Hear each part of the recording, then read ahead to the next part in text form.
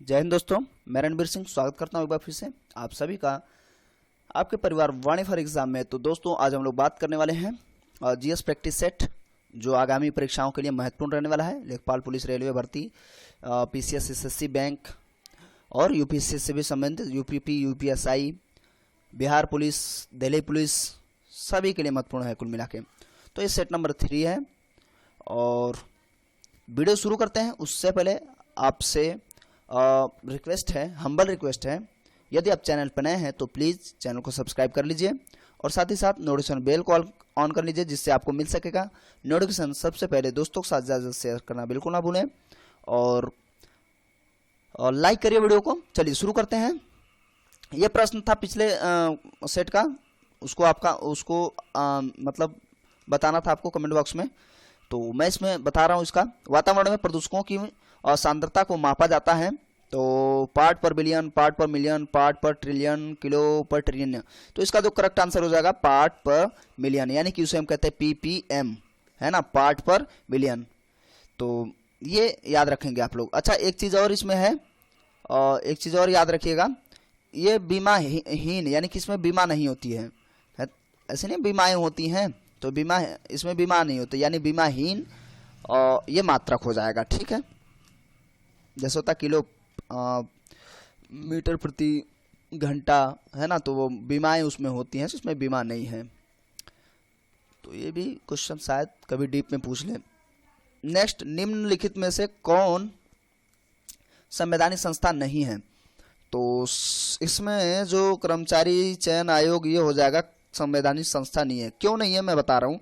संवैधानिक संस्था होने का मतलब वो संस्थाएं जो संविधान के अंतर्गत आती हों या संविधान में उनका प्रावधान हो या संविधान में विहित हों। कुल मिला के ये शब्द सारे के सारे एक ही बात की ओर इंगित करते हैं कि उनका जो है संविधान में कुछ न कुछ उनके बारे में कहा जाए और उनके होने का प्रमाण मिले। ठीक है, तो यूपीएससी संघ लोक सेवा आयोग, तो यूपीएससी की बात करें तो यूपीएससी जो है 315 से 323 तक आर्टिकल जो है, आर्टिकल 315 से 323 तक इसका वर्णन है, यूपीएससी के बारे में प्रावधान है और ये होता है एसएससी।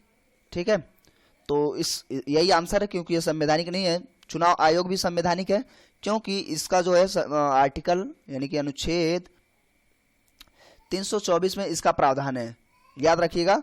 324 और वित्त आयोग का 280 में, आर्टिकल 280 में इसका प्रावधान किया गया है। तो कुल मिला के आप देख पा रहे हैं कि सारे के सारे बचे हुए जो हैं तीनों, उनको संविधान में उनका जगह मिला हुआ है उन लोगों को, लेकिन एसएससी को नहीं मिला हुआ है।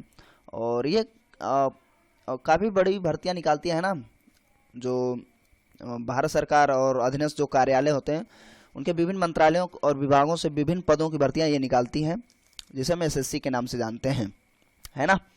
तो करेक्ट आंसर फिलहाल एसएससी ही हो जाएगी। नेक्स्ट, जो संवैधानिक संस्था नहीं है, लाल रंग की रोशनी में हरे रंग के पत्ते वाले पौधे कैसे दिखेंगे? तो लाल रंग के जो रोशनी में हरे रंग के पत्ते होते हैं ना, वो इसमें लाल रंग वाले में सीधा काला दिखेंगे, सीधी सी बात है।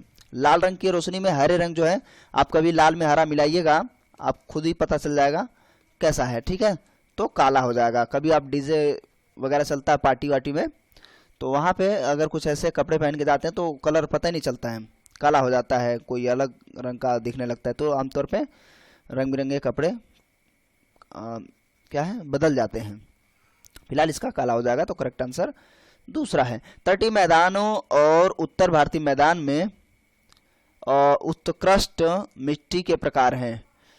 तो तटीय मैदान और उत्कृष्ट यानी कि देखिए ये जो है आपका बहुत दिन हो गया मैं मैप इस समय नहीं बना पा रहा हूँ, मैं बना ही नहीं रहा हूँ इस समय मैप, तो इसलिए लगभग गड़बड़ ही बनेगा, उम्मीद है मुझे, मान लेते हैं।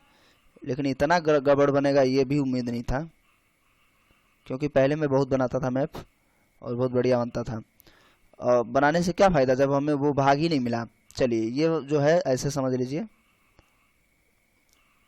ये जो यहाँ से ये वाला भाग देखिएगा, समझिएगा, समझने की कोशिश करिएगा, है ना। ऐसा नहीं है, इतना बदसूरत नहीं है। ये वाला जो भाग है यहाँ से ये जो पूरा भाग होगा, ये पूरा बेल्ट है ना, बिहार, पश्चिम बंगाल, उत्तर प्रदेश, पंजाब, हरियाणा, इस वाले क्षेत्र को हम तटीय मैदान कहते हैं या उत्तर भारत का मैदान कहते हैं। जो जलोढ़ मिट्टी, जो नदियों की मिट्टियां होती हैं, जलोढ़ मिट्टी इसमें पाया जाता है कुल मिला के। तो जो सबसे उपजाऊ हम कहें तो हैं, और इधर गेहूं वगैरह होते हैं, बाकी इधर चावल वगैरह सब होते हैं, मोटे अनाज है ना। जैसे आपका ये राजस्थान है तो सरसों ज़्यादा होता है, सबसे ज़्यादा मक्का मध्य प्रदेश में, लेकिन यहाँ पे गेहूं चावल ज़्यादा होते हैं। ये यहाँ देखिए चावल सबसे ज़्यादा पश्चिम बंगाल में होता है, और आपका गुजरात में मूंगफली सब सर्वाधिक होता है, इधर प्याज बहुत ज़्यादा होता है महाराष्ट्र वाले क्षेत्र में, और इधर मोटे अनाज, धान और बाकी मसाले आदि अधिक पाए जाते हैं। इनकी बात हम लोग कभी कर लेंगे। फिलहाल जलोढ़ मिट्टी पाई जाती है, क्लियर है। और काली मिट्टी देखिए महाराष्ट्र वाले क्षेत्र में पाया जाता है, जो दक्कन का पठार ये वाला क्षेत्र है, और ये काली मिट्टी पाई जाती है, ठीक है, जहाँ से कपास, गन्ना और क्या होता है भाई, प्याज वगैरह अत्यधिक मात्रा में, ठीक है।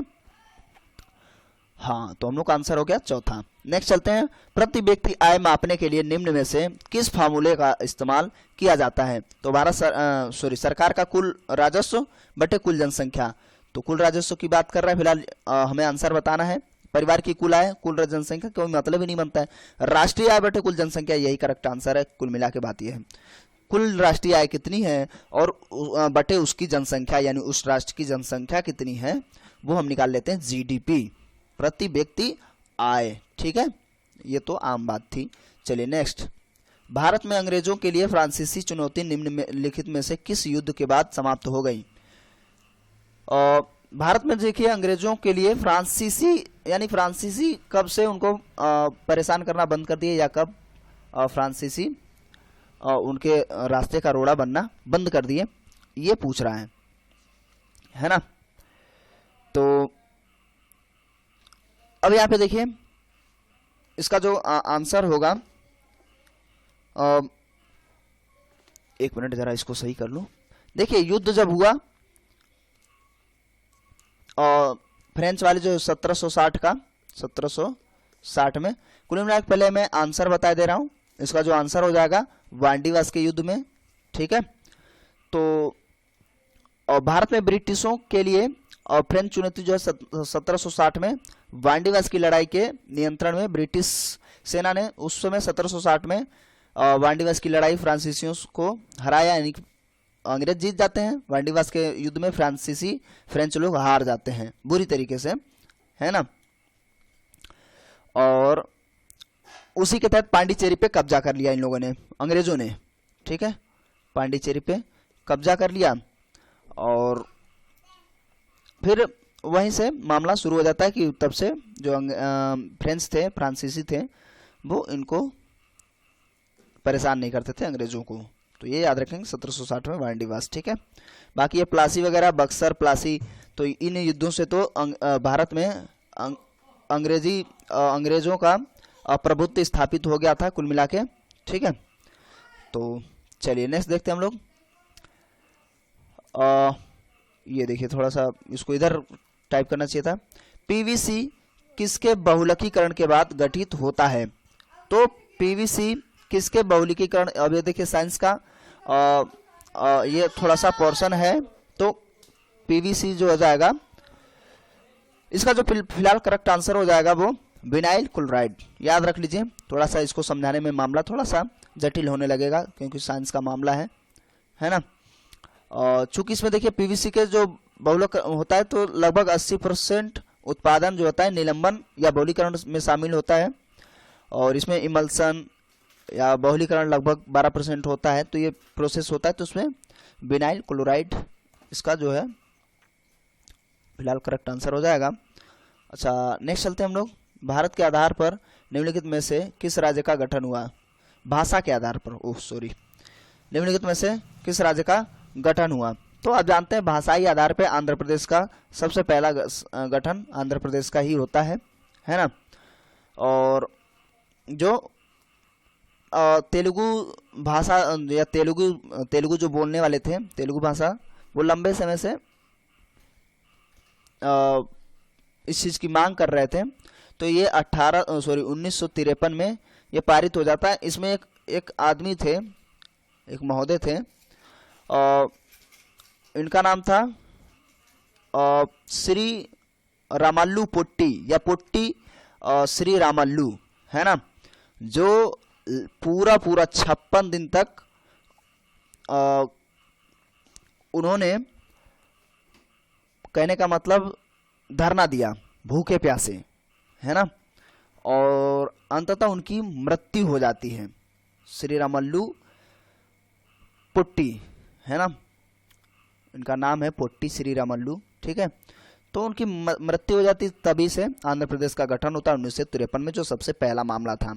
तो काफ़ी लोग मतलब मांग कर रहे थे, तो उसी के तहत ये भी प्रोटेस्ट करते हैं, वो भी आमरण अनशन कर देते हैं, तो कुल मिला के मर ही जाते हैं, ये याद रख लेंगे।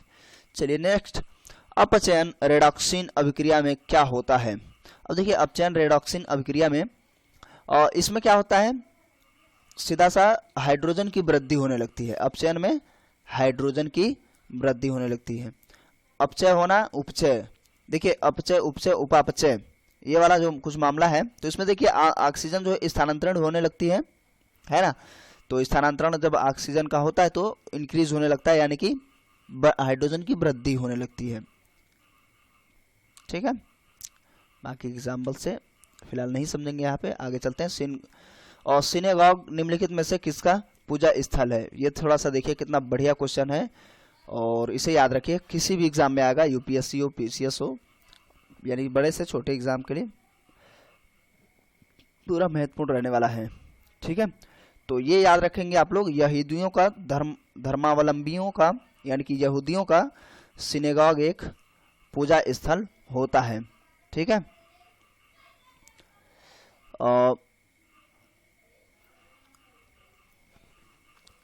अब जानते हैं यहूदी देश सिर्फ एक ही है, इज़राइल, है ना, बहुत कम यहूदी हैं तो, और कायम है। इज़राइल की तो बात ही अलग है, छोड़ दीजिए उसकी बात ही, है ना। तो सिनेगॉग उन लोगों का पूजा स्थल है। चलिए आगे चलते हैं हम लोग। ये 10वां और ये आखिरी, निम्नलिखित में से कौन सा गलत सुमेलित है। अच्छा, गलत ढूंढना है, तो विटामिन सी, स्कॉर्वी, अच्छा इसका जो वैज्ञानिक नाम होता है एस्कॉर्बिक एसिड, ठीक है, एस्कॉर्बिक अम्ल। और विटामिन के, तो ये रक्तस्राव, मतलब रक्तस्राव, और अगर इसकी कमी हो जाए तो रक्तस्राव नहीं रुकता, यानी रक्तस्रावण होने लगता है। इसका जो वैज्ञानिक नाम है नेक्टोक्यूनान। विटामिन ए रतौंधी, यानी कि विटामिन ए मतलब रेटिनॉल, तो रतौंधी है, ठीक है। विटामिन ई रिकेट्स, ये रिकेट्स भैया विटामिन डी से होता है ना, जिसे हम कहते हैं सूखा रोग, है ना, जिसका वैज्ञानिक नाम है पहले मैं इसको बता दूं, विटामिन ई। तो इसको क्नोब्लोमीन कहा जाता है रक्तस्राव वाले में, और ये हो जाता है रिकेट्स का, रिकेट्स होता है किससे, इसका एक ट्रिक था हड्डियों की सूखा, यानी कि हड्डियों से, यानी कि कैल्सीफेरॉल, ठीक है। तो विटामिन डी का जो वैज्ञानिक नाम है वो कैल्सीफेरॉल है।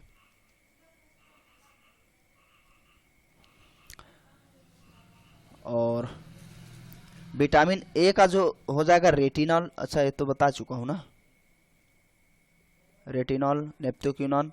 और इसका विटामिन ई का भी दिमाग में नहीं आ रहा, पता नहीं क्यों, बड़ा इजी सा है इसका भी। चलिए आप कमेंट करिएगा इसके बारे में, विटामिन ई का जो वैज्ञानिक नाम है उसके बारे में, है ना। और चलिए दिमाग में आ ही नहीं रहा है।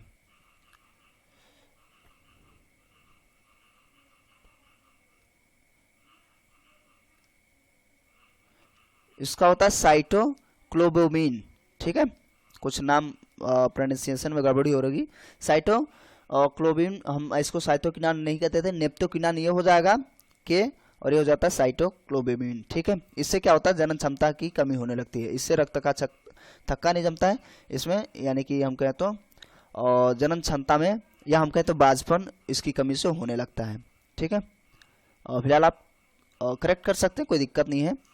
बाकी ये आपके लिए प्रश्न है, छत्तीसगढ़ में लौह एवं इस्पात का कारखाना कहाँ स्थित है?